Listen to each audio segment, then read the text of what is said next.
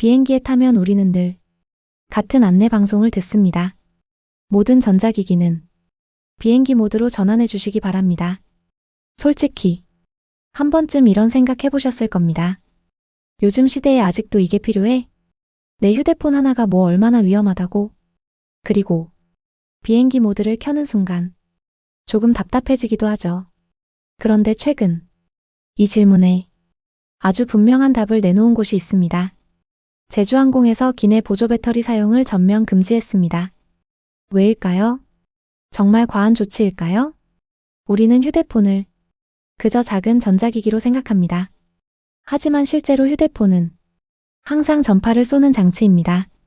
전화, 문자, 데이터, 위치 정보.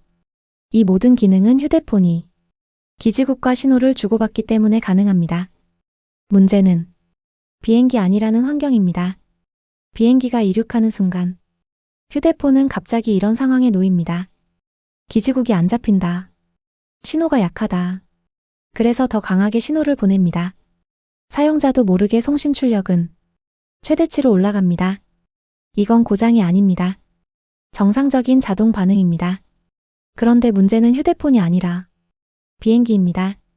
비행기는 상상 이상으로 정밀한 전자 시스템으로 움직입니다. 항법 장치, 고도 유지, 자동 착륙, 관제탑 교신. 이 장비들의 공통점은 하나. 아주 작은 전파 간섭에도 영향을 받을 수 있다는 점입니다. 이렇게 말하는 분도 계십니다. 그래도 휴대폰 하나 때문에 사고가 나겠어? 맞습니다. 대부분의 경우 바로 사고로 이어지진 않습니다. 하지만 항공 안전의 기준은 대부분이 아닙니다. 단 0.1%라도 위험 요소라면 제거해야 합니다. 특히 이륙과 착륙 구간, 전체 항공사고의 약 80%가 이때 발생합니다. 여기서 가장 위험한 생각이 나옵니다. 내 휴대폰 하나쯤이야. 하지만 비행기에는 수백 명이 타고 있습니다. 수십, 수백 개의 전파 송신 장치, 각자 다른 주파수, 동시에 최대 출력. 항공기 입장에서는 불필요한 전자 잡음 덩어리입니다. 실제로 헤드셋 잡음, 통신 음성 왜곡, 계기 경고 사례도 보고된 적이 있습니다. 큰 사고로 이어지지 않았을 뿐 아무 일도 없었던 건 아닙니다. 비행기 모드는 비행기만을 위한 규칙이 아닙니다. 지상 통신망을 보호하기 위한 이유도 있습니다. 비행 중 휴대폰은 여러 기지국을 동시에 잡으려 합니다. 그 결과 불필요한 접속 요청이 늘고 지상 통신 품질이 떨어질 수 있습니다. 하늘 위 한 사람의 휴대폰이 지상 수십 명에게 영향을 주는 구조입니다. 그리고 지금 항공업계가 가장 민감하게 보는 문제, 배터리입니다. 기내에서 가장 위험한 사고 중 하나는 화재입니다. 특히 리튬이온 배터리 화재는 초기 진압이 어렵습니다. 신호 없음, 지속적인 탐색, 고출력 유지.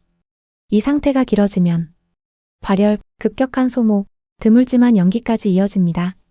그래서 제주항공은 23일부터 기내 보조 배터리 사용을 전면 금지했습니다. 국내선, 국제선 모두 해당됩니다. 그리고 이 조치는 확산되고 있습니다. 26일부터 대한항공, 아시아나항공, 진에어, 에어부산, 에어서울, 한진그룹 소속 5개 항공사 모두 적용됩니다. 이런 질문도 많습니다. 기내 와이파이는 되는데 왜 휴대폰은 안 되나요? 이유는 간단합니다. 기내 와이파이는 통제 가능한 전파이고 휴대폰 통신은 통제 불가능한 전파입니다. 허용되는 것과 차단되는 것이 차이입니다. 요즘 휴대폰 켜도 사고 안 나잖아요. 맞습니다. 그리고 바로 그 점이 이 규칙이 제대로 작동하고 있다는 증거입니다. 항공 안전은 사고가 나지 않아서 뉴스가 되지 않습니다. 수천만 번의 비행, 매번 반복되는 규칙, 그 결과는 단 하나, 아무 일도 일어나지 않음입니다.